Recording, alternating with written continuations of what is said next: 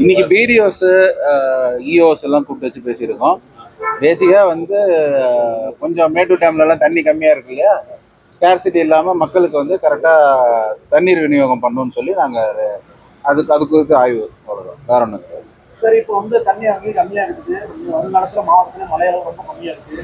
Future plan என்ன வச்சுருக்கீங்க? தொடர்ந்து வறட்சி ஏற்பட்டா நல்லதே நினைப்போம். மழை வரும். மழை வந்து மக்களுக்கு எந்த ஆமாம், ஜூன் மாதம் ஸ்கேர்சிட்டியாக இருந்திருக்கு. இன்னும் வரக்கூடிய நாட்கள்ல மாறும் இல்லையா, காலநிலை தானே, எப்போ வேணாலும் மாறும், டக்குன்னு மாறும்.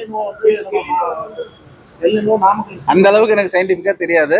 மழை வரும்னு நான் வானம் பார்த்த பூமி தான் இது. மழை வரும்னு நான் நம்புறேன். கண்டிப்பா மழை வரும், நல்லதே நினைப்போம். பத்திரப்பதிவு துறையில வந்து அந்த நகல் இருக்குல்ல, எடுக்கிறோம் இல்லையா, பழைய காலத்துல வந்து இந்த ஸ்டாம்ப் பேப்பர்ல போட்டு அந்த பிரிண்ட் போட்டு கொடுப்போம்.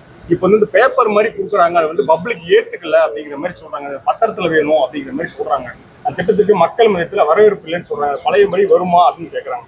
இது நகல் எடுக்கிறோம் இல்லையா, ஸ்டாம்ப் பேப்பர்ல 20 ரூபா பேப்பர்ல தான் கொடுத்து அது கொடுப்போம். அது இப்ப இல்ல, பட்டா மாதிரி வருது, அது எங்களுக்கு தேவையில்லை. அந்த மாதிரி எதுவும் கையெழுத்து போட்டு எல்லாம் தரமாட்டேங்கிறாங்க அப்படிங்கிற மாதிரி. அது எங்களுக்கு ஆன்லைன் முடிஞ்ச அளவுக்கு ஆன்லைன் பேசினாவே அப்படிதான் வரும். உங்களுக்கு பிரிண்ட் எடுக்கும் போது நான் பாக்குறேன் அது என்னன்னு, அதுக்கு என்ன மக்கள் என்ன எதிர்பார்க்கலோ பண்ணி தரேன்.